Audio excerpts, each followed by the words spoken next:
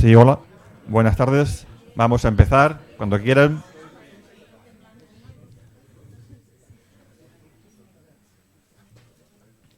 Tomen asiento, señoras y señores.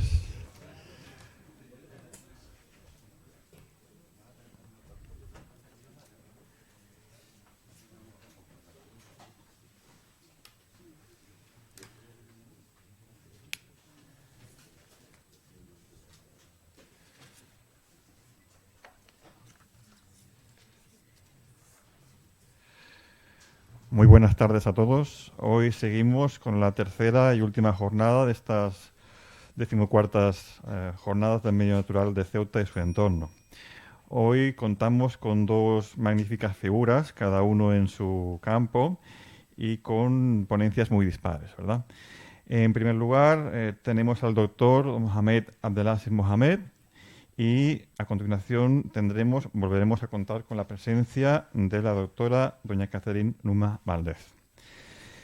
Sin más, voy a presentar un poquito al doctor Mohamed Abdelaziz. Él es natural de Melilla, es doctor en biología por la Universidad de Granada y es actualmente profesor del Departamento de Genética de esa universidad. Ha trabajado en Reino Unido, en Estados Unidos, en universidades como Santa Clara o la de California Davis, ¿verdad? Su principal línea de investigación, como ya supondrán, al trabajar en el Departamento de Genética, se centra en estudiar los mecanismos genéticos y ecológicos que promueven la especiación en plantas y cómo la generación de nuevas especies controlan transiciones evolutivas importantes. Además, explora cómo estos mecanismos pueden jugar un papel importante en la hibridación de especies, fenómeno este último promovido por el calentamiento global en zonas de alta montaña. Además, es docente, como ya hemos dicho, y tiene más de 10 años de experiencia en los que ha impartido asignaturas de licenciatura, grado, máster y doctorado. Y además me acaban de informar que está comprometido con un proyecto sobre la inclusión de alumnado con discapacidades en la Universidad de Granada, ¿no es así? Sí, bueno, de hecho, creo que lo del programa este de inclusión le interesa a la gente de Ceuta porque es un programa que lleva funcionando ya unos 5 años en la Universidad de Granada y lo que intenta básicamente es facilitar un poco el tránsito de los chicos que tienen algún tipo de discapacidad o de necesidad especial desde la secundaria a la universidad y luego pues atenderles durante todo su estudio en el grado. Desde los 5 años que lleva esto funcionando, bueno, casi 5 años porque empezó en 2015, que lleva funcionando, el número de chicos identificados con algún tipo de necesidad especial o de discapacidad o lo que sea, al que se le está atendiendo, básicamente poniéndole un poco el listón igual, facilitándole el listón igual que al resto de compañeros, ha pasado de 15 el primer año a 600. Es decir, que realmente era una necesidad de la universidad. Y ahora lo que hemos estado haciendo a partir de este año es que hemos traído este programa a Ceuta y Melilla, que ya de paso eran campus de la Universidad de Granada, en las dos ciudades. Y bueno, simplemente informarles de que si conocen a algún chico que piensa o tiene intención o le gustaría llegar a la universidad y que generalmente suelen ser más miedos de los padres que de los propios chicos y chicas, que se pueda acoger a este tipo de programa de inclusión, pues que simplemente contacte con la Secretaría de Inclusión en la Universidad de Granada, ¿de acuerdo? Que yo soy coordinador en parte de algunos de los programas. Pues muchas gracias y ya te dejamos con tu ponencia.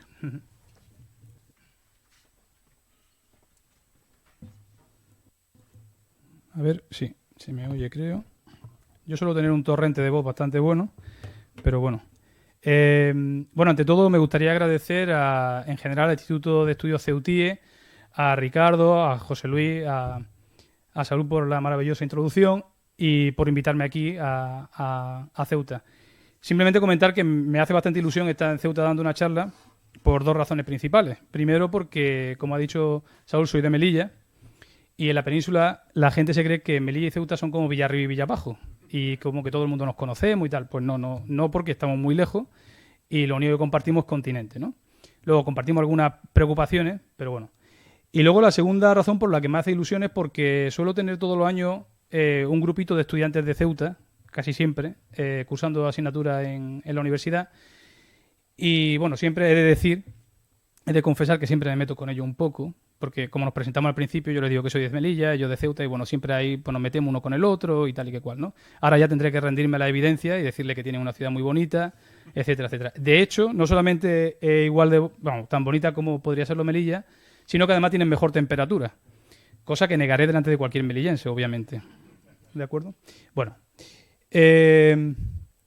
bueno, de lo que voy a hablar yo un poco, el título es un poco así raro. De hecho, Ricardo al principio me dijo algo así como, es que el título nos deja así un poco frío, no sabemos de qué va a hablar, cuéntanos algo más y tal y que cual. Bueno, pues básicamente el título, que es Simetría y Movimiento en la Naturaleza, viene a colación de que hacemos cosas muy diversas en mi grupo de investigación, o en mi grupo dentro del departamento.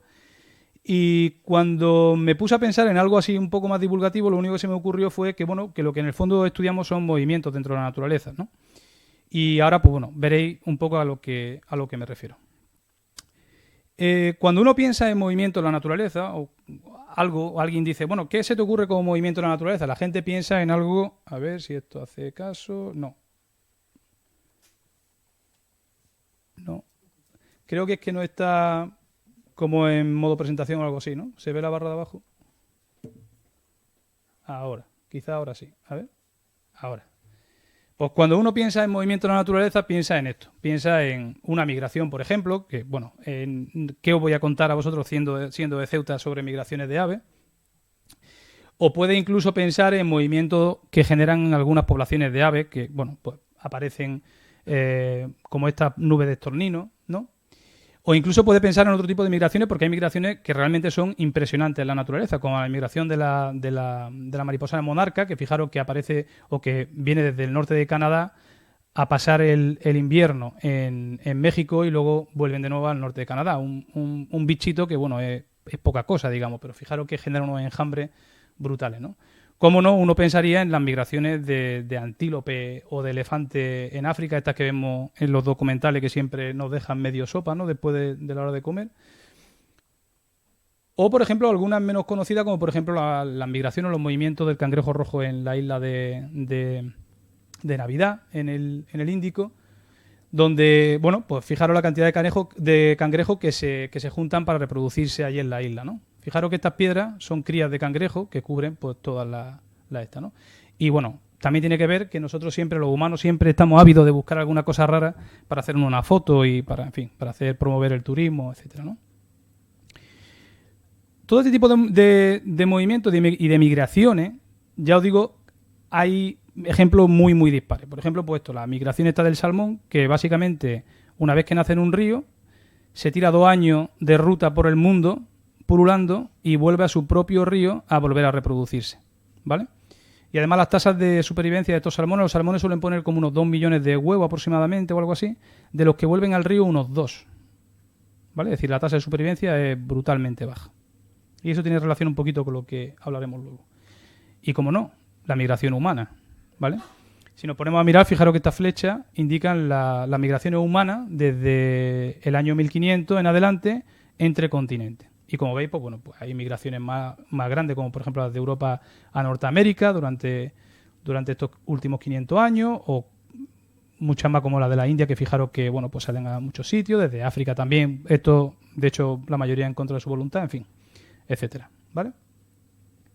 Sin embargo, cuando alguien pone un organismo como este y comenta sobre movimiento, pues, ¿qué pensarían ustedes? ¿Qué movimiento tiene un organismo como una planta? Yo lo recuerdo que básicamente en el colegio nos decían que las plantas no se movían. Las plantas están en su sitio, son seres sésiles y ahí están, y ya está, ¿vale? Pues aquí tenemos que introducir 2 conceptos antes de seguir con esto del movimiento en plantas, ¿no? Porque yo trabajo en planta, todo esto, todavía no lo he dicho, pero trabajo en planta. No trabajo en migraciones de aves ni nada de eso. Tenemos que introducir el concepto de migración, que básicamente lo podríamos definir como un movimiento de individuos entre poblaciones, ¿vale? Y eso ya altera a las poblaciones. Altera tanto a la población de la que sale el individuo como a la población a la que llega el individuo. Es decir, el hecho de que llegue un individuo ya cambia la estructura de la población. ¿De acuerdo? Y esto sería una migración. Pero a veces este concepto de migración se confunde con otro concepto que tiene mucho que ver, pero que no es lo mismo, que es el de flujo génico. Y el de flujo génico lo que incluye, aparte de este movimiento, es estos eventos, que haya reproducción, que la reproducción genera algún tipo de progenie y que esa progenie siga adelante. ¿De acuerdo? Y en ese caso, cuando se da eso, lo que ocurre, aparte de que el individuo se mueva de una población a la otra, lo que ocurre es que hay una transferencia de alelos de un gen. No sé si todo el mundo está familiarizado con los conceptos gen y alelo. Un gen, básicamente, supongo que lo habrán oído en televisión 1000 veces. Yo pido perdón a la gente que aburra con mis definiciones, que supongo que habrá gente que sí esté familiarizada, pero bueno, en pro de que todo el mundo lo controle. Un gen, básicamente, son unidades de información que nosotros transmitimos a nuestra progenie, a nuestros hijos, ¿vale? Y esas unidades, si ustedes imaginan que el genoma es toda la información genética que nosotros tenemos en nuestras células, si imaginan el genoma como una especie de enciclopedia de 23 tomos con 30.000 capítulos, cada uno de esos capítulos tendría como una especie de instrucciones de cómo funciona algo en nosotros, en nuestra célula o en nuestro organismo. ¿De acuerdo? Eso es un gen. Y esos genes son los que transmitimos a nuestra descendencia y le permitimos que también tengan esa instrucción y que sus células funcionen bien. ¿De acuerdo? ¿Qué es un alelo? Un alelo son variantes de cada gen. Es decir, no todas las instrucciones tienen que ser iguales. Por ejemplo, como saben, hay ojos marrones, ojos negros, ojos azules, ojos verdes. Incluso hay gente que tiene color de ojos sin definir, o al menos que yo no identifico. Hay otra gente que sí. Y todos los ojos funcionan igual de bien. Es decir, los verdes y los azules, los marrones, una persona con ojos negros no ve peor que una persona con ojos azules. Pues son diferentes soluciones para una función que es el ver, la función de ver. ¿De acuerdo? Pues esas diferencias son lo que llamamos alelos. Entonces lo que nosotros hacemos cuando vamos a una población y nos reproducimos es transmitir esos alelos a esa población. ¿De acuerdo? Bueno, ¿qué ocurre? Que no siempre la migración, no siempre este evento está relacionado con este evento. ¿Ustedes creen que todas las personas que emigraron de Europa a América en 1542 se reprodujeron? Pues probablemente no. Probablemente muchos morirían en el camino, otros no encontrarían pareja, otros eran, en fin, esclavos, otros, en fin, ¿vale? Entonces, no todas estas flechas de migración significa que haya flujo génico. No significa que mezclen. Obviamente, cuanta más migración haya, mayor probabilidad habrá de que se mezclen poblaciones. ¿Vale? Muy bien. Volvemos entonces a nuestro árbol. ¿Cómo hace nuestro árbol o nuestra planta en general para moverse entonces? Facilitar su migración. Porque este árbol, como ya os comentaba, nos dijeron en el colegio que no se movía. ¿Vale? Bueno, pues las plantas han desarrollado una serie de estructuras para favorecer, como mínimo, la migración. ¿Vale? La migración del árbol, bueno, por ahora no. Vamos a decir que la migración de su progenie. Y estas estructuras son estructuras, por ejemplo, que están relacionadas con la dispersión de estos organismos. Y han desarrollado además estructuras muy complejas. Estructuras como, bueno, este tipo de vello que veis en alguna semilla que va por allí pululando, que llena la primavera y que los alérgicos no llevan muy bien, ¿vale? A veces se confunden con... La gente cree que es polen, no es polen, el polen no se ve, ¿vale? Pero bueno, habréis visto muchísimas los dientes de león, que muchas veces le da y salen volando, en fin, etcétera. Hay estructuras más elaboradas, todas estas estructuras así en forma de ala, algunas bastante complejas, ¿vale? Hay estructuras que lo que promueven es la zoocoria, es decir, lo que hacen es utilizar algún animal para que haga que migren esa progenie de la planta. Además, las plantas son de los pocos organismos que no quieren a sus hijos cerca, sino que los quieren lejos. Porque en poco tiempo probablemente los hijos se conviertan en competidores de la propia madre. ¿Vale? O incluso tenemos estructuras que favorecen que la planta se tire meses en el mar hasta llegar a algún sitio. Que así, por cierto, es como se colonizan la mayoría de las islas oceánicas. Como por ejemplo Hawái, que está a 5.000 y pico kilómetros de cualquier otro continente. ¿De acuerdo? Pero sin duda las estructuras que mejor han desarrollado las plantas para expandirse, para dispersarse, son los frutos, o lo que nosotros conocemos como frutos, ¿vale? Esto lo que ha hecho es que haya una gran cantidad, todo esto, para esto no necesita la planta ningún animal que le ayude, es decir, no es una dispersión zoocora, excepto esta de aquí, claro, y esta, ¿no? Pero esta de aquí es la mayor especialización de dispersión zoocora porque lo que ha hecho es desarrollar una interacción mutualista, es decir, donde tanto el que se dispersa como el que dispersa reciben algún tipo de beneficio. En este caso, los animales lo que reciben es el beneficio del alimento, la pulpa esa que recubre la semilla.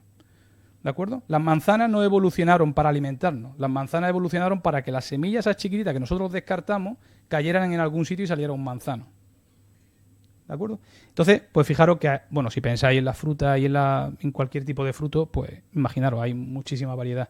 Es más, se piensa que el que los humanos, igual que los primates, tengamos muy desarrollado el sentido de la vista, es porque se desarrolló para identificar diferentes tipos de fruta y poder alimentarnos. ¿De acuerdo? Muy bien. Bueno, pues igual que aquí, como decía, pues ahí tenemos la migración en relación con la dispersión. Pero además las plantas en general tienen una capacidad o han desarrollado una capacidad extra que es que pueden realizar flujo génico sin realizar la migración. Es decir, es como si una persona de Europa se reprodujera en América, pero sin moverse de Europa. Por eso han desarrollado una capacidad las plantas para hacer eso. De modo que ese flujo génico lo hacen las plantas, como decía, por la dispersión de las semillas, y hay muchos organismos que ayudan a la dispersión, pero además también lo hacen mediante otros organismos con los que interactúan, que lo que hacen es dispersar sus gametos. Sus gametos, para que nos entendamos, pues simplemente como siguiendo el ejemplo de los humanos, pues un óvulo o un espermatozoide. ¿De acuerdo? En este caso lo que dispersan generalmente suelen ser espermatozoides. Los óvulos suelen ser demasiado preciosos como para dispersarlos. Los espermatozoides no, son igual de baratos que en cualquier otro organismo, con lo cual se dispersan y si se pierden, pues tampoco pasa nada. Entonces, los organismos han desarrollado otra serie de interacciones mutualistas, donde se beneficia tanto el que dispersa como el que es dispersado, porque se reproduce, para realizar flujo génico sin moverse del sitio. Y aquí lo que han hecho es usar a otro tipo de organismos. No esos que se comen la fruta, sino que son estos animales que van a los órganos reproductores de la planta para buscar algún tipo de recompensa. Generalmente esa recompensa suele ser el polen, que es propiamente el esperma de la planta, o néctar, que eso sí que tiene una función solamente de recompensa. Solamente ha evolucionado para eso, no ha evolucionado para reproducirse. Es decir, no tiene otra función más que recompensar a los organismos, a los polinizadores. ¿De acuerdo? Y como podéis imaginaros, hay una gran diversidad de plantas que se polinizan gracias a polinizadores. ¿De acuerdo? Bien. Bueno, pues teniendo en cuenta esto del flujo génico y de las migraciones, debemos saber que el flujo génico, es decir, el flujo entre poblaciones, es lo que hace que se mantenga una especie como unidad. Es decir, mientras, imagina, bueno, he puesto aquí el nombre, población, cada circulito de esto amarillo sería una población y los circulitos azules de dentro serían individuos dentro de la población. Mientras estas poblaciones tengan flujo génico entre ellas, se mantendrán como una única unidad, no se diferenciarán.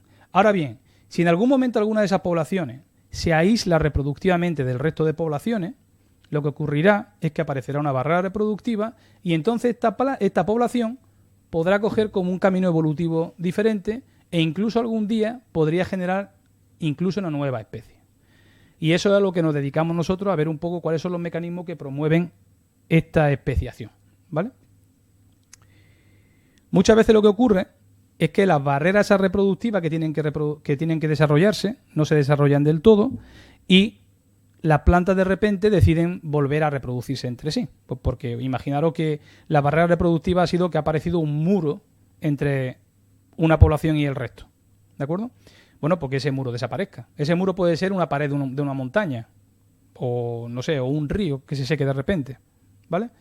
Pues si no se ha formado todavía la barrera reproductiva completa, lo que ocurre es que esas dos especies, si todavía no han perdido la capacidad de reproducirse, tengan flujo génico entre ellas y entonces lo que ocurre es que se generan híbridos.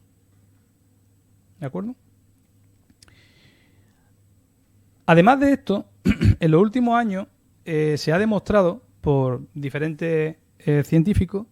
Bueno, el primero que lo demostró fue Alistair Jump, precisamente desde la Universidad de Stirling, que las plantas, debido al cambio climático, están sufriendo un movimiento en latitud que a veces pueden llegar a compensar por altitud. Lo explico. Como está aumentando la temperatura más al sur que en el norte también está aumentando, pero si nosotros tenemos una planta que se distribuye, imaginaros, por esta zona de aquí, ¿vale? Generalmente en las distribuciones norte suele hacer una temperatura más fría que en las distribuciones sur. Si la temperatura aumenta por el cambio global, lo que está ocurriendo es que estas plantas de aquí que estaban adaptadas a un frío se mueven un pelín hacia el norte, pero estas plantas de aquí del sur directamente desaparecen si no tienen la capacidad de dispersar hacia el norte y compensar eso. ¿Qué ocurre? Que un cambio de 150 kilómetros lo pueden compensar en unos pocos cientos de metros si lo que hacen es que en lugar de moverse en latitud, es decir, del sur al norte, se mueven en altitud. Imaginaros, por ejemplo, en Sierra Nevada, que tienen un desnivel desde 500 a casi 4.000 metros, pues con unos pocos cientos de metros la temperatura baja tanto como si se movieran cientos de kilómetros en latitud, ¿vale? Y muchas plantas están usando esa estrategia, es decir, se están distribuyendo. Cuando penséis en eso de que se están distribuyendo, no significa que la planta disperse empujando a sus semillas hacia el norte, ni hacia arriba, sino simplemente la planta dispersa semillas. Lo que pasa es que las que caen al sur mueren y las que caen al norte sobreviven. O las que caen en una latitud baja mueren y las que caen en una altitud más alta o una altitud mayor sobreviven. ¿De acuerdo? Pues eso que nos está conllevando, nos está llevando a que, teniendo especies que estaban adaptadas a distribuciones bajas en las montañas y otras adaptadas a alta montaña, como las de baja montaña se están moviendo hacia las mayores altitudes, están contactando con algunas especies que eran cercanas a ellas, ¿vale? Y generando zonas de mezcla entre las dos especies, zonas simpátricas que se llaman entre las dos especies. Si esas dos plantas y esas dos especies no han perdido la capacidad de reproducirse, cosa que en plantas es común que no pase, es decir, que se generen estas barreras no es fácil en plantas, lo que ocurre es que podemos tener varios escenarios. Uno de los escenarios es que no haya hibridación, es decir, que las plantas simplemente entren en contacto, como las barreras reproductivas ya están construidas, pues no pasa nada, simplemente conviven, generan una población simpátrica y andando. Es como si pusiéramos, por ejemplo, una encina y un pino. Pues una encina y un pino no se van a reproducir, por mucho que lo intentemos. Pues generarán un bosque mixto y ya está. Puede que tengan la capacidad de reproducirse, pero los híbridos, puede que tengan la capacidad de reproducirse, pero los híbridos estén contenidos. Por alguna razón no puedan competir con los padres, la razón que sea. Y entonces tendríamos una zona híbrida, como esta de aquí, tendríamos las dos especies parentales y una zona híbrida contenida, que no se mueve ni hacia un sitio ni hacia otro, ni intenta desplazar a uno de los parentales. Puede que ocurra que una de las dos especies desaparezca, simplemente porque el híbrido se la coma porque sea mejor competidor. Por cierto, os adelanto que los híbridos suelen tener una cosa asociada que se llama vigor híbrido, ¿vale? Vigor híbrido se aplica cuando estamos hablando de especies diferentes. Y luego hablaré también sobre especies. Cuando hablamos de especies diferentes se llama vigor híbrido. Y es básicamente lo que ocurre, por ejemplo, con una mula. Es decir, una mula tiene mayor capacidad de carga y de tirar, etcétera, que un burro o que un caballo. Simplemente porque es un híbrido, ¿vale? Pero una mula nunca va a desplazar ni al burro ni al caballo porque son estériles. De modo que no va a poder competir con ninguna de ellas. Nos hace un buen servicio a los humanos cuando usábamos las mulas, pero poco más, ¿vale? Cuando lo que ocurre, eso se llama vigor híbrido y es la ventaja que tienen los híbridos sobre los parentales. Cuando eso ocurre no entre especies, sino entre diferentes poblaciones, cogemos dos poblaciones muy diferentes y se reproducen entre ellas, eso se llama, lo que aparece de allí tiene mayor éxito. Pues eso se llama heterosis, ¿vale? Es la misma filosofía que el vigor híbrido. Y eso pasa, por ejemplo, también incluso en humanos. En humanos, cuando pues alguien de lo que se llama, de lo mal llamado raza, se reproducen, pues generan un mulato, lo que queráis llamar, que bueno, todo el mundo coincide en que bueno, tiene unas características que pueden ser más atractivas, etcétera, etcétera, ¿vale? Bueno. Y luego otra de las consecuencias que puede tener, bueno, esa cuestión, en este escenario lo que ocurre es que desaparece una de los parentales, ¿de acuerdo? Simplemente, pues, desaparece porque se la come la otra especie parental. Es decir, es como si este fenómeno de aquí se revirtiera y esta población que había llegado a desaparecer, a formar casi una especie nueva, vuelve a formar parte de lo que era antes, ¿de acuerdo? Y luego lo que puede ocurrir es que la especie híbrida, que lo que se ha generado el híbrido, haga que desaparezca una de las especies parentales. Todos esos escenarios podemos encontrarnos en este escenario de cambio global en el que las especies se mueven en altitud. Bueno, pues nosotros en una de nuestras campañas de campo nos dedicamos a estudiar dos especies. Una que tiene una distribución a partir de los 2.500 metros en Sierra Nevada, que Sierra Nevada seguro que todos sabéis que está muy cerquita de está la mitad de la provincia de Granada y la otra mitad en la provincia de Almería. Es una sierra que llega al pico más alto a los 3.800 y pico, es decir, tiene una altitud bastante importante. Y tenemos aquí dos especies. Una que es Ericimus nevadense, que es un endemismo de la alta montaña de Sierra Nevada, aparece a partir de los 2.500 metros, y otra especie que se llama Ericimus medispanicum, que sí se distribuye bastante más ampliamente en el norte de la península ibérica y en el sudeste de la península ibérica, pero en el sudeste se distribuye en zonas más bajas de la sierra, ¿vale? Bueno, pues Ericimus medispanicum aparentemente ha ido aumentando su altitud y ha contactado en una zona con Ericimus nevadense, esa especie de alta montaña, ¿vale? Y queríamos ver realmente cuál de esos escenarios se estaba dando en esa hibridación. Sí, y por supuesto, si se daba hibridación, ¿vale? Por cierto, los fenómenos estos que hablamos de flujogénico aquí suelen ser o pueden ser simétricos, ¿vale? Las hibridaciones también pueden ser simétricas, pero no tienen por qué serlo, ¿de acuerdo? Bueno, pues lo primero que hicimos fue ver hasta qué punto esas dos especies estaban relacionadas o estaban emparentadas. Y para eso lo que usamos fueron una serie de marcadores genéticos, que básicamente una serie de marcadores genéticos significa que usamos una serie de genes, de esos genes que os decía que están las instrucciones y tal, pues donde están las instrucciones de cómo funcionan las plantas. Y lo que hicimos fue secuenciar esos genes, es decir, ver qué nucleótido, qué unidades componen cada uno de los genes, y al final lo que obtenemos es una serie de nucleótidos, que es una secuencia, donde aparece pues esto una adenina, esto una. Y eso es una codificación, igual que la codificación que hace que funcionen los ordenadores. Lo que pasa es que la codificación de los ordenadores sería solamente 0 y 1. Pues aquí tenemos cuatro opciones, la A, la C, la G y la T, ¿vale? Pensad que sean 0 y 1, que en el fondo es básicamente eso, ¿vale? Bueno, pues si nosotros cogemos y comparamos una de esas secuencias con otra de otra especie, con otra de otra especie, se sabe ya que las mutaciones se van acumulando cada vez más cuanto más separada esté la especie evolutivamente, cuanto más tiempo haya transcurrido entre la separación entre las dos especies, ¿vale? Entonces, lo que hicimos fue secuenciar todos estos genes en todas las especies que aparecían de este género, el género Ericimus, como digo, que es una crucífera, una planta pequeñita, en fin, una herbácea bienal, ¿vale?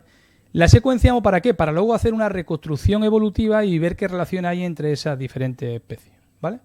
Y lo que vimos es que Ericimus medispanicum y nevadense no eran especies hermanas, es decir, son especies hermanas cuando una sale justo pegada a la otra. Entonces eso, bueno, pues no sabes tú qué ha pasado entre esas dos, ¿vale? Pero cuando aparecen tan separadas y hay otras especies por medio, significa que no son especies hermanas. Es decir, que ya divergieron en su momento y ahora de nuevo se están encontrando. ¿Qué pasa? Pues entonces ahora tenemos que plantearnos, ¿estas especies han perdido la capacidad reproductiva? Es decir, la barrera esa reproductiva de la que hablábamos ya ha aparecido, se ha construido y es inviolable o no. Bueno, pues para eso lo que hicimos fue coger semillas de las poblaciones naturales, sembrarlas, crecerlas en invernadero y cruzarlas entre ellas para ver, bueno, pues si se podían cruzar, no se podían cruzar, etcétera, ¿no? Y lo que vimos, además lo que hicimos fue fenotipar a todas las madres de las que cogíamos las semillas en el campo. Fenotiparla significa que le medíamos unos caracteres determinados. Los caracteres son la altura de la planta, el diámetro del tronco de la planta, el número de tallos que tiene la planta, el número de flores, y luego caracteres relacionados con el tamaño de la flor, como el diámetro de la corola, la apertura del tubo de corola, o esto. Esto está relacionado con los polinizadores que la visitan. Esos polinizadores que promovían, como os decía, el flujo génico. Porque cuanto más largo sea esto, más largo sea este tubo, si es muy largo, limita solamente a que sea polinizada por un número muy limitado de polinizadores, como por ejemplo las mariposas. Si es muy corto, bueno, pues ahí entra Tokiski, ¿vale? Etcétera. Bueno.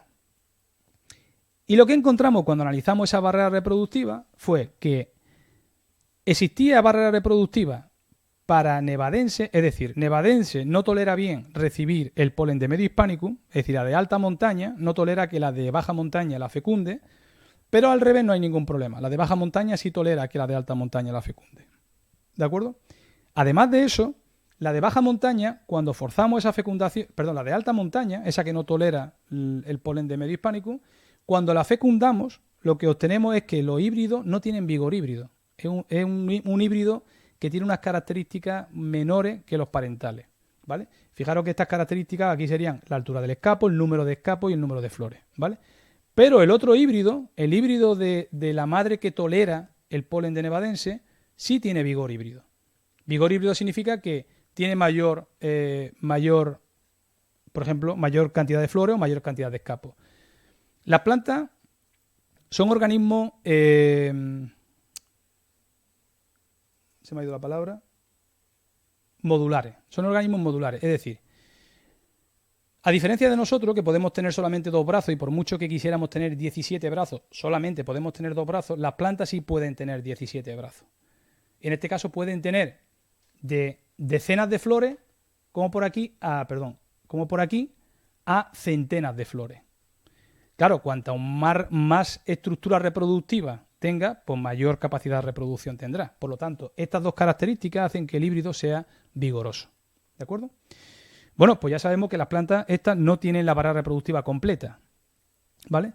Además, lo que hicimos fue usar estos marcadores genéticos, igual que lo que os comentaba antes de la secuencia, etcétera, pero otros diferentes que hay para analizar poblaciones, porque los anteriores se usan para analizar especies, y esto es muy fácil de entender.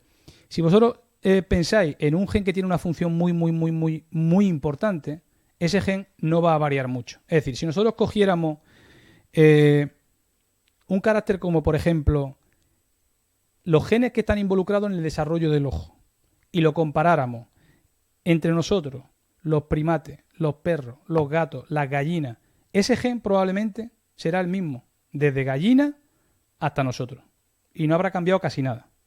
Sin embargo, si nosotros cogemos y lo que comparamos es un gen, como por ejemplo el color de la piel, o los genes que están involucrados en el color de la piel, esos genes sí pueden variar bastante.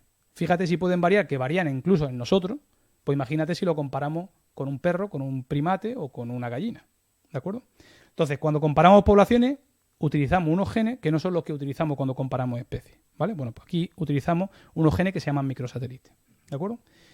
Y cuando analizamos la estructura de las poblaciones, es decir, ver genéticamente si las poblaciones realmente se diferencian o no, vemos que las poblaciones, bueno, sí se diferencian. Hay 4 poblaciones básicamente. Esta y esta, por ejemplo, son bastante diferentes. La azul y la verde también se diferencian de la amarilla y la roja, etcétera. Bueno, es decir, estas son las 2 de Medio Hispanicum, las de baja montaña. Estas son las 2 poblaciones de nevadense, la de alta montaña. Aquí tenéis más o menos esto 1 kilómetro. Y esta es la zona donde contactan esas 2, ¿vale? Esas 2 especies. Y en la zona esa, donde genotipamos 90 individuos, vemos que hay como una clina en la que hay muchos individuos que tienen un genotipo intermedio entre una especie y la otra. Cuando analizamos el flujo génico, es decir, hacia dónde van los genes, hacia dónde se mueven, hacia una, hacia la otra, van en 2 direcciones, en una, etcétera, vemos que el flujo génico es unidireccional desde las poblaciones parentales a la híbrida. No hay flujo de la híbrida a las poblaciones parentales, sino que siempre es de las poblaciones parentales a la híbrida. Por lo tanto, este flujo probablemente sea el que mantenga esta población híbrida.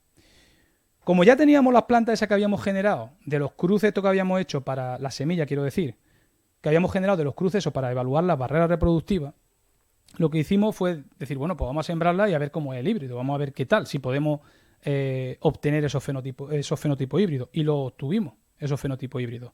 ¿Y qué hicimos? Pues llevarlo a las poblaciones naturales a ver qué pasaba. ¿Qué hacían esos agentes que promueven el flujo génico, los polinizadores? Pueden identificar entre un híbrido y un no híbrido, y los pusimos tanto en esta población de aquí, que fijaros de dónde sale flujo, en esta también, de dónde sale flujo, y en la zona híbrida. Pusimos así las plantas para ver si los polinizadores qué hacían. Simplemente testar si ellos tenían algún tipo de preferencia. Vimos que, bueno, estas plantas están visitadas por un gremio generalista de polinizadores. Fijaros que identificamos 103 morfoespecies en un total de casi 3.500 visitas, es decir, 3.500 polinizadores que llegaron y tocaron algunas de las plantas de nuestro experimento, ¿vale? Y lo que vimos era que en la población de Medio Hispanicum lo que eran preferidos eran los parentales de Medio Hispanicum y los híbridos de Medio Hispanicum. En la zona híbrida, los híbridos esos que tenían vigor eran los preferidos por todos. Y en la zona de nevadense seguían siendo preferidos los híbridos de Medio Hispanicum, ¿vale? ¿Y eso por qué era? Pues porque los polinizadores no identifican muy bien las plantas, es decir, no identifican las plantas. Tienen preferencia por los híbridos, pero también tienen mucha preferencia por hacer saltos de una planta a otra. Estos son el número de saltos que hay de una Medio Hispanicum a una Medio Hispanicum, o de una Medio Hispanicum a una nevadense, o de una nevadense a un híbrido ya que teníamos ahí que habíamos generado nosotros, ¿no? Y cuando calculamos esa barrera reproductiva, es decir, ¿el polinizador genera algún tipo de barrera? Pues no genera barrera, todo lo contrario, promueve que se generen más híbridos. Es decir, los polinizadores están promoviendo la hibridación entre esos dos. Es decir, no solamente que haya llegado Medio Hispanicum a contactar con nevadense, ya está siendo un problema para nevadense aparentemente, que no tolera muy bien a los híbridos, sino que además los polinizadores son como un mecanismo que promueve esa hibridación. De modo que, en este escenario que tenemos aquí, donde los polinizadores promueven este flujo génico y además vemos que no hay barrera reproductiva y que los híbridos de Medio Hispanicum tienen vigor, probablemente lo que estemos es ante un escenario en el que la especie esa híbrida que se ha generado o ese grupo híbrido pueda comerse al endemismo de alta montaña que es nevadense. Porque Medio Hispanicum puede subir, el híbrido puede, subir o no subir, pero nevadense ya no puede subir más. Es decir, nevadense está a 2000 y pico, pues intentará subir cuando llegue a los esquistos estos que hay en el top, pues allí ya no hay más que hacer, ¿vale? Bueno, eso es para una especie.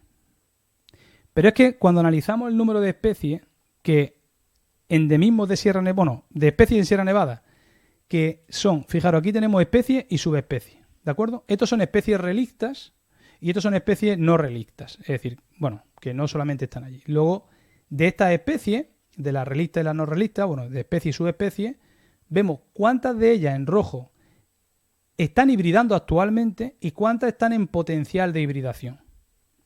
Pues al final nos salen que un 77% de los endemismos de Sierra Nevada o están ya hibridando con otra especie o están en peligro de hibridar con otra especie que ya tienen cerca. ¿De acuerdo?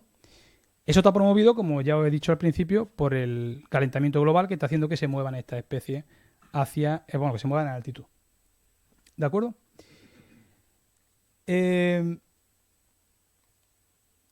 Fijaros que aquí hablamos de especie y de subespecie y fijaros que tenemos que ser conscientes de esto. Esto es una cosa que no se le ha prestado mucha atención.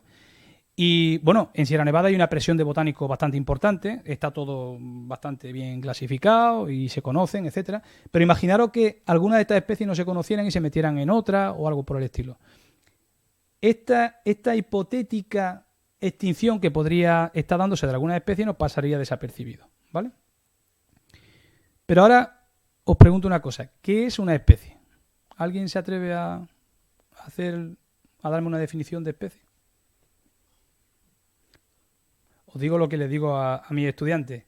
Podéis decir lo que queráis. Dice José Luis que tendría que darme 20. José Luis no va desencaminado. Tendría que darme 20, efectivamente. Permitidme que comente una anécdota. De hecho, lo que voy a comentar ahora, el trabajo que voy a comentar ahora, lo mandamos a publicar y uno de los revisores, con bastante mala leche, creo que era... Nosotros no somos taxónomos, no nos dedicamos a hacer taxonomía, pero aparentemente él sí lo hacía, porque le sentó muy mal que nosotros intentáramos describir una especie nueva. Y entonces su primera crítica fue: los autores no tienen ni idea de lo que es una especie. Y entonces el editor es la persona que decide si el artículo se acepta, no se acepta, y un poco gestiona esas críticas que te hacen la gente que revisa tu trabajo, ¿no? Nos dijo: no le hagáis caso a este comentario, por favor, porque ya le he contestado yo. Y el tío le contestó: no tienen ni idea ellos ni nadie. Entonces dijimos, pues menos mal que este hombre nos ha hecho ya el trabajo, porque si nosotros llegamos a contestar eso, obviamente el artículo no se publica, ¿no? Bueno, ¿qué es una especie? Bueno, pues una especie, el concepto de especie no entra más que dentro de un concepto humano. Hace relativamente poco alguien me comentó que se había puesto muy de moda no sé si una serie o un documental o algo así en Netflix, de una chica que creo que es de origen japonés, que se dedica a ayudar a la gente a ordenar su cuarto o algo por el estilo. Vamos, yo no lo sé. Y la gente está alucinando con eso. Pues si esa gente leyera la vida de Linneo, ya se morirían, vamos. Porque esta señora ayuda a la gente a clasificar su cuarto y tal. Este señor es que se planteó clasificar la naturaleza, que es un poco más complicado que ordenar, no sé, calcetín en un cajón. Pero básicamente lo que quería hacer era eso, era poner cajones con nombre y meter cosas dentro de esos cajones. No solamente, es decir, el mérito no está solamente en que a él se le ocurrió, porque se le podía haber ocurrido y haber dicho, esto sería una buena idea, y haciéndolo, que yo ya me voy a retirar.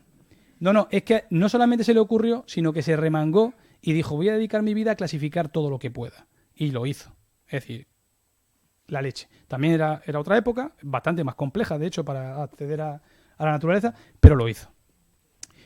Pues este señor se inventó una serie de niveles de clasificación que se llama una clasificación jerárquica e inclusiva, porque cada uno de estos niveles que se inventó incluyen a las características del nivel inferior, ¿vale?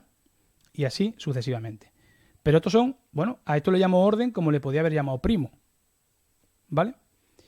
Pues de todos estos niveles de clasificación, el más resbaladizo, sin duda alguna, es el nivel de especie. El más peligroso de usar, porque no es fácil para nada de usar. Vosotros veréis que la gente habla de género, de órdenes, de familia, la gente que esté familiarizado con la biología, veréis que nadie pone, sí, el orden, no sé cuánto, metemos esto o lo sacamos, pero nadie dice, este orden, Dios mío, ¿a quién se le ha ocurrido definir este orden? Pero la especie sí. En la especie la gente sí se desliza y se puede resbalar, ¿no? Pues como decía José Luis, me tendríais que dar muchas definiciones de especie. Hay un montón de definiciones de especie, aquí he puesto unas pocas. La más manoseada, la más usada, fue la que propuso Dozanki y luego se completó por Meir, que dice que son grupos de poblaciones con capacidad real o potencial de entrecruzarse entre sí y que además están aisladas reproductivamente de otros grupos similares. Es decir, son poblaciones que pueden reproducirse entre sí, pero luego, cuando tú lo intentas reproducir con otro grupo que a lo mejor se le parecen o lo que sea, no se reproducen. Eso ya es una definición de especie, ¿vale? Pero hay que tener en cuenta que Meir, tanto Meir como Dozanki, bueno, Dozanki era genetista, pero trabajaba con animales. Meir era zoólogo directamente, ¿vale? Entonces Meir, cuando define esto, piensa en los animales con los que él trabaja. Y en los animales esta definición, pues bueno, funciona relativamente bien, bastante bien. Es decir, la gente se traga esta definición sin problema. Y yo entre ellos, vaya, no suele funcionar mal en animales. Lo que pasa es que tiene, bueno, casi tantas excepciones como casos que cumplen la definición. Porque dentro de estas especies podemos explorar las especies que hay y veremos especies en anillo. Bueno, vamos a empezar por las más fáciles. Podemos encontrarnos especies gemelas. Que especies gemelas son especies que hace poco que han divergido, ya no se reproducen a lo mejor entre sí, pero se parecen tanto que no hay forma de diferenciarlas. ¿Vale? Si las especies además no han divergido hace poco, sino que han divergido hace mucho tiempo, pero se parecen entre sí, porque muchas veces la evolución tiene la mala costumbre de reutilizar sus soluciones y entonces pues, al final llega a tener la misma solución para el mismo problema, aunque sean cosas muy diferentes, ¿vale? Pues se llaman especies crísticas en lugar de especies gemelas. Pero bueno, es el mismo concepto. Luego tenemos especies polimórficas o politípicas, que por ejemplo en este ejemplo de aquí que os pongo, estos son unas arañas que son de la isla Hawái, que si las veis a simple vista, pues cualquier persona diría, estos son cosas diferentes, probablemente otras especies, pues no son la misma especie. Simplemente que son especies que varían mucho, pero todas se pueden reproducir entre sí y no hay ningún problema. Lo único que hay, pues bueno, si vosotros le dais importancia a este tipo de color que tienen la araña, pues lo mismo ellas también se alarmarían con que nosotros tuviéramos ojos azules, verdes y marrones, ¿vale? Luego tenemos especies en anillo. Las especies en anillo son especies muy curiosas porque una población se puede reproducir con la que está muy cerca, pero luego y esta a su vez se reproduce con la otra que tiene cerca, pero esta con esta no. Y esta se reproduce con esta, como decía, y esta con esta, pero esta con esta tampoco. De modo que se van generando como una especie de barrera de forma escalonada. Y por supuestísimo, pues hay veces que las barreras son bastante mayores, ¿no? Además, ya os digo, podemos tener especies que no sabemos si acaban de divergir, no han divergido, ¿qué pasa? Puede que haya este tipo de patrones donde las barreras reproductivas no son simétricas, igual que pasaba con los Erysimum estos, que uno tolera el polen de una de las especies, pero la otra no. Ahí se genera una asimetría en esa hibridación, ¿vale? pues puede generar un complejo de especies, es decir, especies que unas están más emparentadas con otras, las barreras aparecen entre una pero no entre otras, y hay como una especie de tutum revolutum allí, ¿vale? Que impide o dificulta utilizar el término de especie. ¿De acuerdo? Luego tenéis especies, por ejemplo, como especies que se distribuyen pues desde el norte de África hasta, bueno, las costas de China, o casi Japón, o Corea. Pues bueno, pues entre estas especies, que nosotros cojamos una población, un individuo de una población de aquí, lo intentemos reproducir con uno de aquí, bueno, pues me cuesta mi trabajo pensar, pero bueno, son las mismas especies, están clasificadas como las mismas. Tenemos especies híbridas, es decir, especies que surgen de la hibridación de otras especies, ¿vale? Como por ejemplo pasa con los pinzones de Darwin, o por ejemplo, como está pasando la intersección entre el lobo y el chacal y el coyote en Norteamérica, ¿vale? Bueno, y estas son todas las excepciones que nos podemos encontrar en animales, donde se hizo esa definición. Ya en plantas, ni os cuento. Las plantas, las barreras reproductivas no le atienden mucho, y en plantas las barreras reproductivas son muy, muy, muy lábiles. Muy lábiles, ¿de acuerdo? Entonces ya os digo, si tiene todas estas excepciones la definición que se preparó para animales, ya os digo, en plantas ni os cuento. Bueno, pues en este ámbito, nosotros llevamos bastante tiempo trabajando también en el norte de África, no solamente en Sierra Nevada, sino que intentamos también explorar especies del norte de África, también en el mismo género, en el género Lysimum, y teníamos una especie, o trabajábamos con una especie bastante interesante que era Lysimum nervosum. Para que os hagáis una idea, el género Lysimum, además, tiene un origen euroasiático, es decir, el género tiene el mayor pico de diversidad, o al menos eso dicen, en Eurasia. ¿Y cómo llega entonces aquí a África? Donde en África solamente hay 9 especies de Lysimum. ¿Vale? Bueno, cuando empezamos a trabajar con esto había 8 especies de Lysimum. 7 especies de Lysimum. ¿Cómo llega aquí a Eurasia? A África. Pues llega generalmente por las glaciaciones, porque el norte de África es una especie de refugio de las glaciaciones que se dieron en Europa, ¿vale? Y eso, bueno, le sonará a cualquiera que haya trabajado en el norte de África, que ha sido refugio para un montón de especies. Bueno, empezamos a trabajar con esto y empezamos a trabajar con este Lysimum, que se llama Lysimum nervosum, que es un endemismo del norte de África, aparece en Marruecos y en Argelia, bueno, y en Túnez, aunque en Túnez ya tenemos duda de que esté o no esté, y tiene individuos en el Atlas, en los 2 rangos del Atlas y en el Rif, ¿vale? Bueno, pues cuando nos pusimos a trabajar con esto, elegimos 2 poblaciones del Atlas, 2 poblaciones del Rif. Del Rif me refiero al macizo del Talasemtán, fue donde encontramos esta especie. Pero es verdad que cada vez que íbamos a muestrear, en el Atlas no había problema, pero cada vez que íbamos a muestrear en el Rif, se nos pasaba. Llegábamos y la planta ya había desaparecido, o ya las flores estaban chuchurrías, y decíamos, bueno, pero esto no puede ser. Bueno, pues al final conseguimos llegar un día lluvioso, pero llegamos y muestreamos esas poblaciones. Y cuando nos pusimos a analizar el fenotipo, es decir, cuando nos pusimos a comparar esos caracteres que usan los botánicos para clasificar las especies, es decir, caracteres tanto que se medían con una regla o se contaban o lo que sea, o caracteres cualitativos, que los caracteres cualitativos es forma del pelo, del ápice del fruto y cosas por el estilo, que ya os digo, yo no soy taxónomo, esto lo hicimos en colaboración con otros taxónomos, vimos que no había diferencia entre las dos, efectivamente era la misma especie, es decir, no encontrábamos nada raro entre esas 2 especies. Es decir, sí, eran poblaciones de la misma especie distribuidas en el Atlas y en el Rif. Sin embargo, lo que sí nos habíamos percatado es que el color de la flor de las del Rif era un color más pálido, era un amarillo así pálido que decíamos, esto qué cosa más rara, y por eso nos daba la sensación de que la especie ya se había pasado la floración. Cuando eso lo analizamos con un espectrofotómetro, que básicamente lo que hace es medir el color de esa flor, de esa estructura, en este caso una flor, de forma cuantitativa, no a ojo, que tú digas, bueno, si esto lo hubiera tenido que medir yo a ojo, para mí esto es un amarillo, hasta que cambie a rojo, básicamente. Yo sé que hay gente que tiene capacidad de diferenciar colores, yo no. Es decir, yo si hubiera sido un primate de esto me hubiera muerto a nada de tiempo. Pero usando un espectrofotómetro vimos que efectivamente los espectros eran diferentes y además había un pico en la parte del blanco que hacía que esa flor fuera diferente. Entonces eso nos hizo plantearnos decir, pues a ver si esto realmente va a ser una cosa diferente. Bueno, pues para eso volvimos a usar esos marcadores que os dije al principio de comparar especies, ¿vale? Y lo que vimos es que efectivamente la especie Nervosum se agrupaba con otras especies de Lysimum, como Semperfloren o Incanum, pero no se agrupaba con Rifeanum, es decir, Rifeanum quedaba como muy atrás. Y además parecía más antigua Rifeanum, es decir, la del Rifa parecía más antigua que la del Atlas. Y si se nos agrupaba con una especie de Sicilia. Es decir, tenía más que ver la especie de Erisimum del Rif con las especies que había en Sicilia que con las que había en el Atlas. ¿De acuerdo? Eso es un patrón de flujo génico o de migración bastante conocido, por ejemplo, en animales. Pero en plantas se había descrito bastante menos.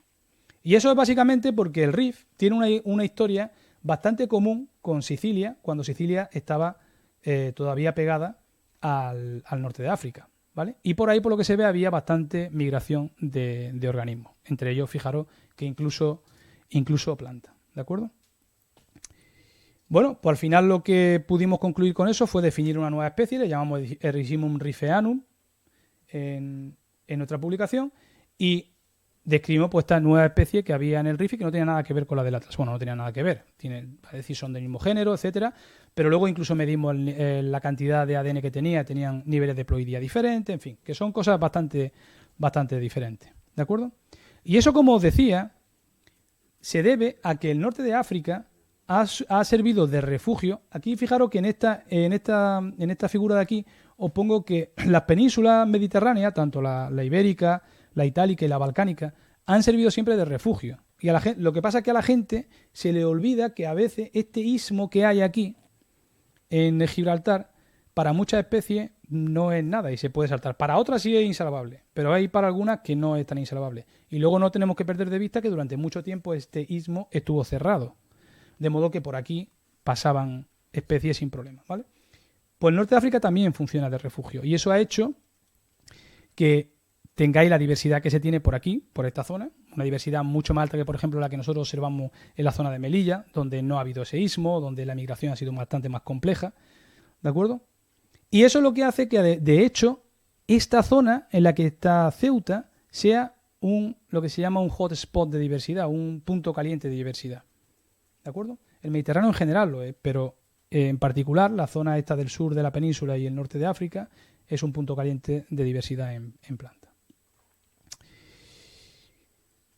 Pero además, enlazando con lo que comentaba antes, fijaros, si nosotros quisiéramos estudiar, bueno, en el momento en que nosotros empezamos a estudiar a Nervosum, lo que teníamos era que Nervosum era una especie que aparecía en el Atlas y que aparecía en el Rif. Y bueno, pues no era una especie en peligro de extinción ni nada por el estilo. Pero cuando identificamos la nueva especie Rifeanum, de repente, de momento, Rifeanum se convirtió en una especie en peligro de extinción, porque tiene muy poquitas poblaciones. Y si hubiéramos estado considerando que era Nervosum y que, bueno, tampoco pasaba nada o que no pasaba tanto, pues no podríamos siquiera estar concienciados de eso. Eso, cuando nos enfrentamos a problemas como la hibridación, la extinción, etcétera, pues nos lleva a que se den extinción de especies que se extinguen incluso antes de que las clasifiquemos, de que nosotros seamos conscientes de que son una especie nueva.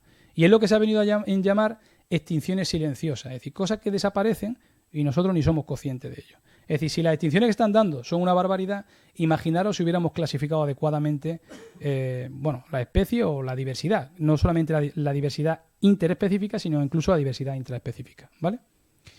Bueno, pues volviendo a nuestro árbol que no se movía, ¿vale? Ahora necesitaría que pusierais el primer vídeo este.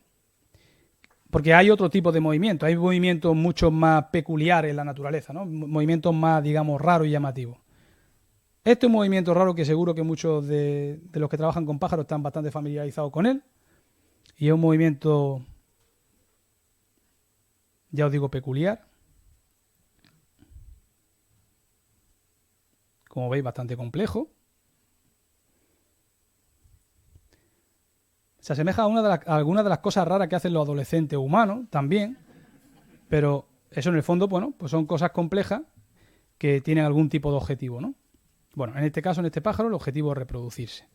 Y claro, hasta hace relativamente poco. Generalmente, si esto se le preguntamos a alguien si podría darse algo similar en planta, pues nos diría, hombre, ¿cómo se va a dar eso en planta?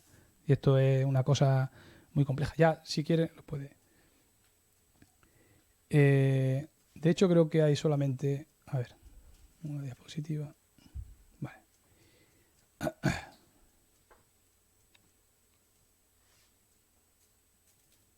Creo que si va a ver arriba... arriba, ver y abajo, ahí, eso. Pues también estuvimos trabajando en otras especies de Erysimum, que son el Erysimum del complejo Incanum, que son un complejo compuesto por diferentes especies. En este caso tendríamos especies que son diploides, una especie que es diploide que se llama Erysimum incanum. Está clasificado como subespecie y nosotros ahora mismo estamos trabajando para subirle el nivel a especie. Tenemos otra especie que se llama Mairei, que se distribuye por aquí. Bueno, el Incanum se distribuye en esta zona de aquí del suroeste o sur de la península ibérica y en toda la zona del Rif. Luego tenemos el Erysimum incanum tetraploide, que sería el Mairei, que aparece en esta zona de la península ibérica y en el medio Atlas. Y luego tenemos otra especie diploide que aparece en el Pirineo, que se llama Origeratum. Y luego una especie que acabamos de describir en el Alto Atlas y en el Medio Atlas, que se llama Erysimum meridionalis, que tiene una ploidía incluso mayor, ¿vale? Bueno, pues nos pusimos a explorar un poco los Erysimum estos diploides del Rif y del sur de España, porque nosotros estamos muy interesados en ver cómo cambian los sistemas reproductivos en plantas, es decir, cómo se puede dar que una planta pase de reproducirse con otro individuo, sobre todo, o que le interese sobre todo reproducirse con otro individuo de la especie, a decir, no, prefiero reproducirme conmigo misma y no depender ni de polinizadores ni de nada. Es una transición interesante en plantas y queríamos ver, bueno, pues cómo funcionaba eso, cuáles eran los mecanismos, etcétera, ¿vale? Además, en ese complejo hay otra especie que se llama Wilckeyanum, esta de aquí, que tiene una distribución muy pequeñita en el Alto Atlas, que ha pasado de ser esto a ser reproducción por polinizadores, que es una cosa rarísima en plantas. Se conoce muy bien las transiciones de la exogamia, que se llama, a la autogamia, pero reversiones no se conocía ninguna. Y nosotros estamos trabajando ahora para describir la primera, ¿vale? Bueno, en cualquier caso, nos pusimos un poco a analizar qué pasaba con esta planta, porque parecía que cerraban la flor durante la noche y dijimos, vamos a hacer unos cuantos vídeos a ver si vemos cómo se cierra la flor. Este es el segundo vídeo, gracias. Y cuando nos dispusimos a hacer el vídeo, es decir, para ver simplemente, para documentar que efectivamente las flores cerraban la flor de noche, que era una cosa bastante rara en planta, pues encontramos otra cosa que era más peculiar. Espero que se vea. Fijaros por favor aquí. ¿Veis ese movimiento de los estambres? ¿Veis que los estambres se frotan coordinadamente con el estigma?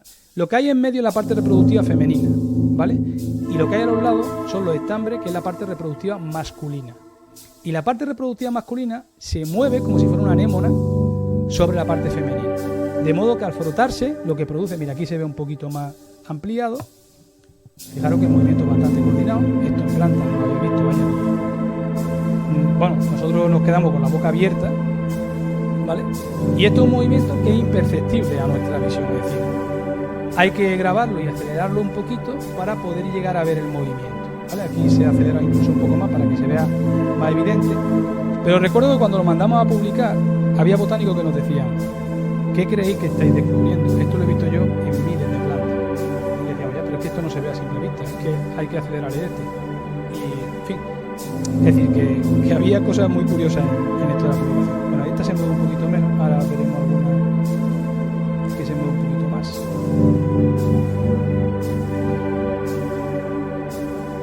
A ver, aquí, fijaros aquí y aquí.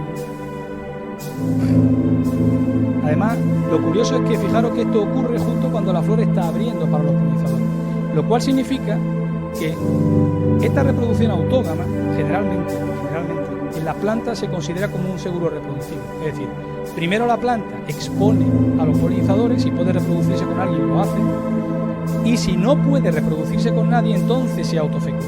Generalmente las plantas abren la flor, separan la parte masculina de la femenina, y si no ocurre la polinización, vuelven a unir la parte masculina con la femenina. Pero es un movimiento y ya está, se cierra la flor.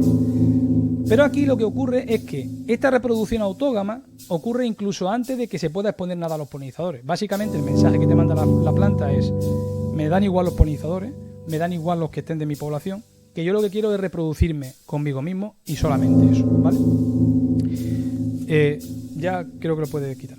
Gracias. Entonces, cuando vimos que esto pasaba, hicimos también un experimentito para ver si ese mecanismo que acabamos de descubrir tenía algún tipo de efecto en la reproducción de la planta.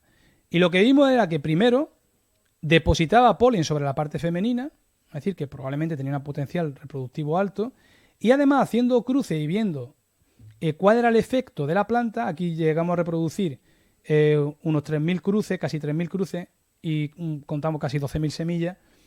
Lo que vimos fue que cuando se evitaba ese movimiento, lo que ocurría es que la planta no producía ni una semilla, es decir, no había reproducción. Pero solamente con ese movimiento, que son las barras verdes, ya se alcanza el máximo de reproducción comparable a cuando tú lo fecundas adrede, añadiéndole polen, o a cuando incluso tú haces que le llegue polen de otra planta. Pues ese movimiento por sí solo llega al máximo de éxito reproductivo, ¿vale? Por lo tanto, el anterrabbing o masajeo de antera lo que hace es que alcance su máximo reproductivo. Y ya rápidamente y acabo, como conclusión de toda la historieta esta, que espero no haya dormido como los documentales de las dos. Primero hay que poner en valor la correcta identificación de la diversidad esta que os decía, no solo la diversidad interespecífica, es decir, identificar especies, taxones diferentes, etcétera, sino incluso la diversidad intraespecífica, es decir, ver las peculiaridades de diferentes poblaciones que a lo mejor hay que mantener, etcétera. Y esto, básicamente, yo no soy, ya os digo, no soy taxónomo, no tengo nada que ver con la taxonomía, pero creo que en el fondo es decir que hay que poner en valor a los taxónomos, que es una figura que se está perdiendo en ciencia en general. Es decir, los taxónomos era como gente que estaba en una especie de laboratorio que hacía cosas que no le interesaban a nadie porque mola más hacer genética. Pues no mola más hacer genética, porque si no sabes qué especie estás trabajando, estás haciendo el tonto en el laboratorio, básicamente. ¿Vale? Luego, hay que abordar también el efecto que puedan tener el cambio de distribución de especies sobre la hibridación de especies, que era, aquí todo el mundo habla de extinciones, de no sé cuánto, de no sé qué, pero nadie ha prestado atención, o no mucha gente ha prestado atención a esto de las hibridaciones. De hecho, nosotros tenemos un par de proyectos ahora que trabajamos en asuntos de hibridación. Y el tercer mensaje es que aunque estemos ya en el siglo XXI y muchas veces nos mandan el mensaje, sobre todo desde esta especie de cúpulas políticas en la que la ciencia parece que tiene que ser todo aplicado porque ya se conoce toda la naturaleza, ya sabemos todo, sabemos ya hasta el último pelo que tiene el elefante en la cola. No, pues no lo sabemos. Porque ni siquiera en plantas, que se supone que nos habían explicado por activa y por pasiva que no se movían, ni siquiera allí sabemos todo, sino que hay que seguir invirtiendo en investigación básica para que, por supuesto, la gente que haga investigación aplicada también haga lo que tenga que hacer, pero hay que seguir atendiendo a todo esto de la investigación básica. Bueno, por último, agradecer a todos los que han colaborado en esto, a la gente que financia, especialmente al Instituto de Estudios CEUTI por invitarme a estar aquí y, por supuesto, a vosotros por vuestra atención.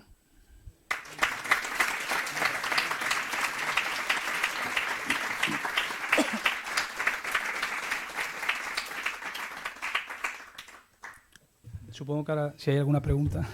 Muchas gracias, Mohamed, por tu intervención, por tu presencia aquí hoy. Ha sido realmente fascinante. Yo nunca había pensado que las plantas pudieran hacer estas cositas, ¿no? Abrimos un turno de preguntas para el doctor, quien quiera. Aquí hay una preguntita. Que no sea muy difícil, José Luis. No, ante todo, nada, felicitarte por tu exposición. La verdad que es que me ha encantado y además muy complementaria porque creo que fue en septiembre tuvimos una charla también aquí a cargo promovida por el Instituto de Estudios CEUTI, a cargo del doctor Mario García París del Museo de Ciencias Naturales, que nos habló de especies crípticas y todo el auge que hay ahora precisamente en el descubrimiento de esa diversidad silenciosa o oculta, ¿no? Entonces yo creo que ha sido muy, muy complementaria y muy al caso, ¿no? Y muy interesante. Y dos cosas. Bueno, primero de todo, yo modestamente me considero un taxónomo, pero porque me gusta, no por otra cosa, ¿no? Y bueno, agradecerte desde mi punto de vista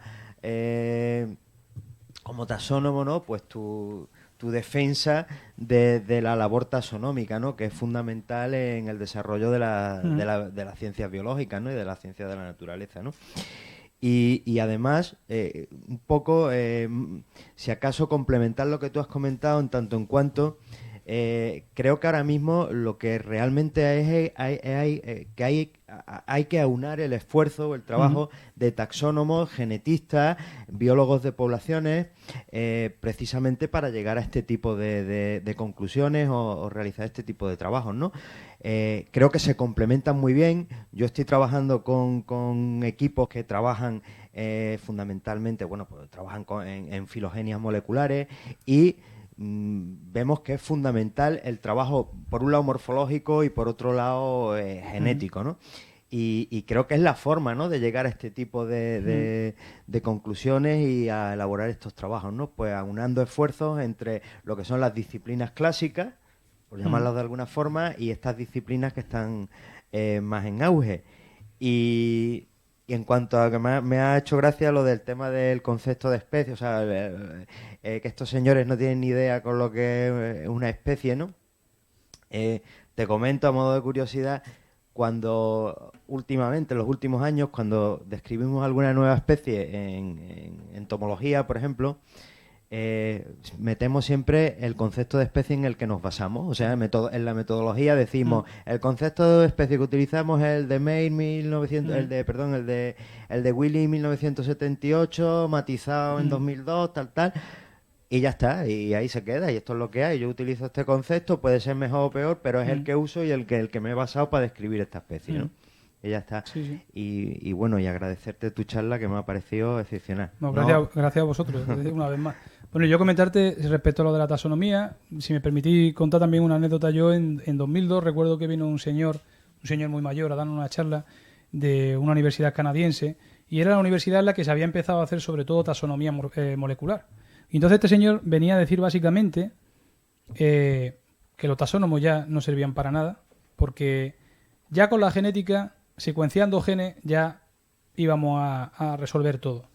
Pero eso es un absurdo, porque en el fondo medir un pelo es lo mismo que medir la variación que hay en un gen, porque en el gen en el fondo probablemente determina el pelo. De modo que es tan absurdo medir un pelo e intentar definir una especie por ese pelo, como intentar basarnos en un gen, porque en aquel entonces, de hecho, que las secuenciaciones todavía estaban allí medio iniciándose, pues se secuenciaba un gen, es decir, que secuenciaba un gen era ya la rehostia. Entonces, claro, ahora se trabajan con genomas completos, pero es que tampoco tener el genoma completo te va a dar tanta información, porque muchos de los genomas, o la gran cantidad de los genomas, dentro de cada genoma, hay muchísima basura. Después hay mucha parte que ni siquiera varía, que como os decía son cosas muy muy estables. Y luego hay unos pequeños caracteres que sí varían, que dan gran información. Pero como tú bien dices, hay que complementarla con otro. Pero eso además no quita el hecho de que hay un gran trabajo ya hecho por taxónomos y que hay que seguir haciendo, como por ejemplo las localizaciones de las especies y de las poblaciones, que eso no lo hace ningún genetista. Toda esta gente que hacía filogenias moleculares les mandaban una muestra, mándame una muestra del Cáucaso, y le mandaban la muestra del Cáucaso. Que el Cáucaso no es mi habitación. El Cáucaso es una zona gigante. Pues ahí está. Si esto es una ardilla que hay por allí, está por aquí. Sí, hombre, a ver. Y sin embargo, recuerdo hace unos pocos años que fuimos a buscar una planta que es un endemismo de la desembocadura del Nun, en el Sáhara ya occidental. Y en esa desembocadura del Nun estaba una población, la única población de una especie que había descrito un señor a principios del siglo XX, en 1907. Y ahí seguía la población.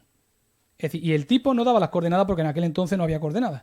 Y decía, en el montículo que hay siguiendo, pasando no sé cuántos pasos de tal... Y ahí estaba la población. Y ese es un trabajo incalculable a la hora de volver a hacer eso, ¿no? Entonces, bueno, dentro de la ciencia, que creo que somos un poquito elitistas y tenemos mucha tendencia de denostar lo que hacen los demás, pues está bien que de vez en cuando digamos, coño, que sin esta gente ni siquiera podríamos dar un paso, ¿no? En fin. Sí, bueno, y de hecho un poco en la línea que tú comentas, últimamente, bueno, hemos estado trabajando con un grupo de coleópteros, Pimelia, se llama el género, es muy amplio, tiene muchísimas especies en la cuenca mediterránea. Llegas al punto de que el nulo trabajo de taxónomos con personas que están secuenciando esas muestras nos ha llevado a descubrir, bueno, pues que de todas las secuencias, de muchísimas secuencias que hay en GenBank asociadas a una determinada especie, prácticamente todas son erróneas. Claro. Eso quiere decir que todo el que vaya a utilizar esas secuencias en un trabajo sin haberlas trabajado y sin haberlas tocado, está metiendo ruido, ¿no? Y está llevando a conclusiones totalmente erróneas, ¿no? Absolutamente. Sí, sí. Bueno, parece que los taxónomos son una especie en extinción en todas, ¿no? Totalmente. ¿Alguna pregunta por ahí? Es un matiz muy, muy importante el que acabas de hacer, pero eso se considera ciencia de tercera categoría o ni siquiera se considera ciencia. Eso está muy penalizado por los índices de impacto. ¿Quién se dedica a hacer eso? hoy día. Sí, bueno, mira, yo en la carrera enseño una asignatura de primero, entre otras, pero hay una de primero que se llama Desarrollo Conceptual de la Biología. Y en esa asignatura hablamos de filosofía de la ciencia y de historia de la biología. Y yo lo que les digo a mis alumnos es que la ciencia, como cualquier otra actividad humana, está sujeta a las miserias humanas. Y una de las miserias humanas es la moda. Que las cosas que están de moda venden más y las cosas que no están de moda venden menos. Entonces, podría poner muchos ejemplos sangrantes, pero creo que como, en fin, no es el momento tampoco de ponerlo, pero la cosa es que a la hora, la ciencia, tal y como nosotros nos ven la sociedad, o, por ejemplo, la universidad, es un ejemplo de ello. La gente mira la universidad como ¿cómo te digo? El templo de la sabiduría, ¿no? Si habla un profesor de universidad, cállense que habla el profesor de universidad. Y yo se lo digo a mis alumnos de primero, cuando entran, como la primera cara que ven es la mía, pues ven una cara que no es muy amigable al principio y tal. Entonces les digo, mira, que por aquí podéis pasar, llegar siendo tonto y salir siendo oficialmente tonto, porque os vais con un título. Es decir, el que paséis por la universidad, en la universidad hay gente muy válida y gente que no vale ni para dar sombra. Y son profesores de universidad. Entonces, con la ciencia pasa algo igual. Es decir, los científicos, pues, estamos sujetos a las miserias humanas como todo, como cualquier actividad. Hay carpinteros que son brillantes, igual que hay científicos que son brillantes. Y hay carpinteros que son chapuceros, igual que hay científicos que son tremendamente chapuceros. Por ejemplo, para mí un científico chapucero es aquel que firma todo lo que sale de su laboratorio, aunque él no haya hecho absolutamente nada. Y te lo justifican de mil formas. No, es que yo he conseguido el dinero y no sé cuánto y tal. Luego, ¿qué pasa? Ha habido muchos casos en los que alguien ha metido la pata y, claro, en fin, eso percola y al final le percola también al jefe porque ha firmado ese trabajo. No es que yo no sabía que el técnico hacía no sé qué o que el becario hacía no sé cuánto. Pues mire usted, por lo mismo debería haberlo sabido antes de poner su nombre, ¿no? Entonces, te quiero decir que sí, que hay ciencia de primera y de segunda, eso es totalmente cierto y eso es, en fin, no sé si lo podemos evitar hasta que dejemos de ser humanos, porque, ya te digo, está sujeto a eso. Sí, pues se da la paradoja que publicar un modelo de distribución es mucho más fácil que publicar una distribución real. Totalmente, totalmente. Lo absurdo. Vale, totalmente. Y así hay un montón de ejemplos. No, también un poco por contestar lo que comentaba José María, es cierto, o sea, que es que la taxonomía no vendía, era considerada una ciencia de segunda o de tercera. Y bueno, y por eso se ha volcado mucho en los aficionados. La taxonomía se ha basado mucho, sobre todo en invertebrados, ¿no? Fundamentalmente en insectos, ¿no? Pero yo ahora percibo o quiero percibir cierto repunte, ¿no? De valorización de la taxonomía. De hecho, ya hay algunas revistas de taxonomía tal cual, por ejemplo, Zootaxa, Zookiss, son revistas que están teniendo mucha difusión y además están subiendo, están puntuando cada vez más en los índices de impacto, ¿no? Y bueno, eso también es porque yo creo que lo que tú has comentado y tu percepción se está trasladando un poco a todo el conjunto de los biólogos evolutivos o los que trabajan en biología evolutiva, ¿no? Y por eso creo que estos equipos interdisciplinares en que los taxónomos antiguos y tal están trabajando con pues yo creo que está teniendo su auge, pero ¿no? Fíjate que muchas veces lo que prima, José Luis, es el barroquismo estadístico. Por ejemplo, lo que dice José María de la distribución de especies. Bueno, pues lleva un barroquismo estadístico detrás, mientras que lo de una publicación de una distribución real, pues no lleva ningún barroquismo detrás. Eso está claro. O sea, entonces, que no... Fíjate, hace unos años que se puso muy de moda las redes de interacción y se publicaba de la hostia todo el mundo ahí, venga, y publicaciones. Me acuerdo que estuve en una charla que dio un tipo bastante, de los buenos haciendo redes de interacción y que hasta hace poco sigue haciéndolo. Lo que pasa es que se jubiló hace poco, vamos. Entonces este señor decía, en la charla decía, y así es como yo voy a no sé qué país sudamericano, no recuerdo cuál era creo que del Caribe. Y decía, le enseño a las personas de allí a cómo identificar los polinizadores, ya ves tú lo que tú le enseñarás a alguien a identificar polinizadores en un rato. Y ya tengo yo los datos masivos y hago la red. Y entonces Carlos Herrera, que algunos sonará de... Carlos Herrera publicó un articulito que se llamaba algo así como sobre redes y marañas.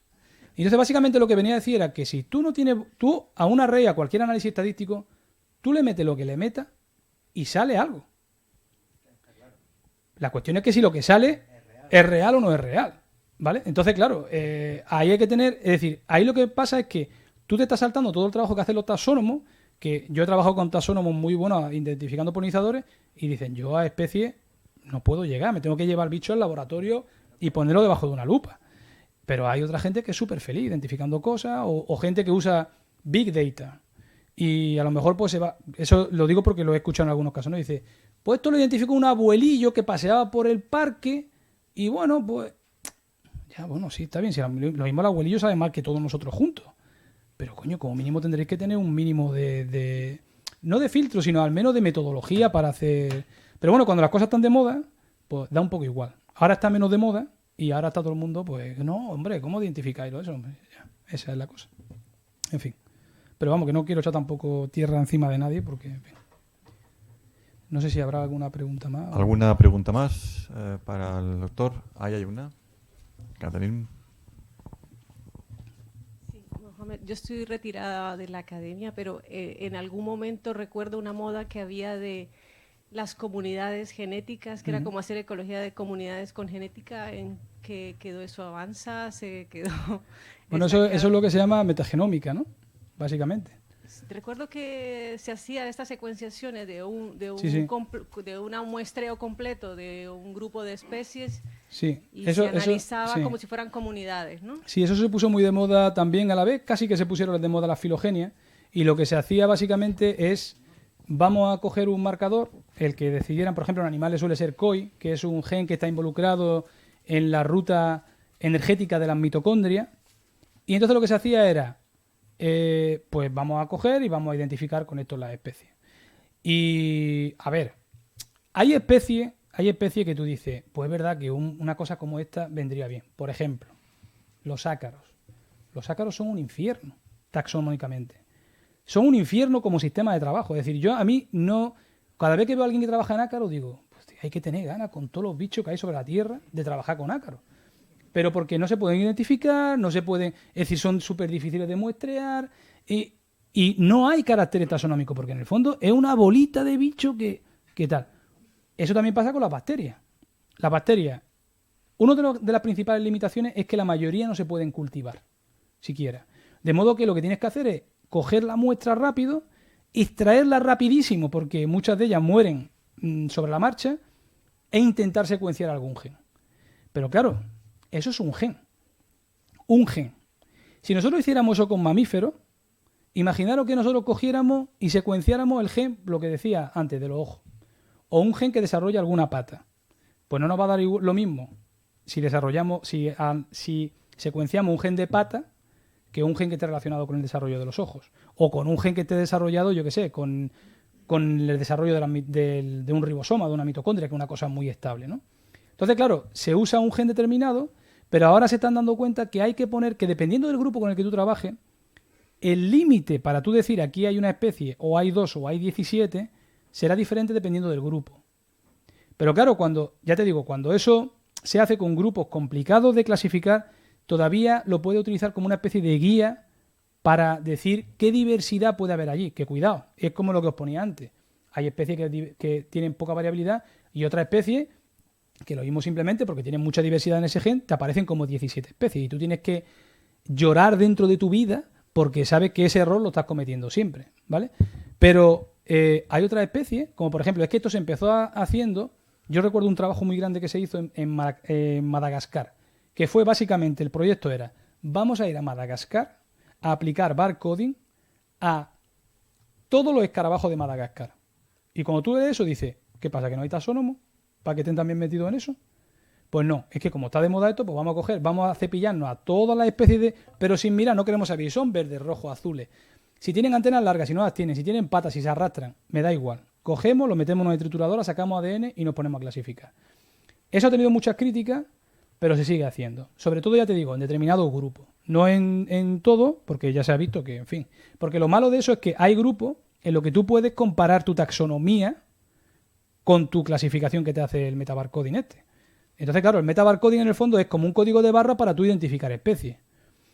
pero necesita algún tipo de referencia. Esto es como cuando se dice, desde los satélites vamos a ver la producción primaria de los lagos. Perfecto, desde satélite lo puede hacer, pero tú tienes que tener a alguien en el lago haciéndote como de medida y diciéndote, sí, tal nivel de reflectancia supone un nivel tal de producción primaria, por ejemplo. Pero tienes que tener algo midiéndote para calibrar lo que el satélite te está diciendo. Pues esto es igual. Es decir, tú tienes que tener una serie de taxónomos para que te digan, pues mira, en este grupo parece que funciona bien. Ahora, una vez que ya funciona el umbral que te hayan dado de diferenciación, entonces ya puedes usar barcoding si quieres.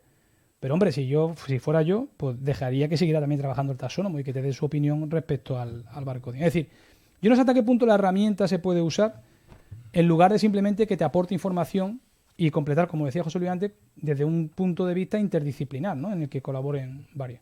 Desde luego, los saltos que se dan en ciencia desde una aproximación multidisciplinar suelen ser cualitativos, no solamente cuantitativos, sino cualitativo. Y eso, pues, es importante. Pero eso aún se hace. Vamos, que se sigue trabajando en eso. ¿Alguna preguntita? Bien, ahora vamos a decir unas cositas sobre la excursión. ¿Alguna pregunta?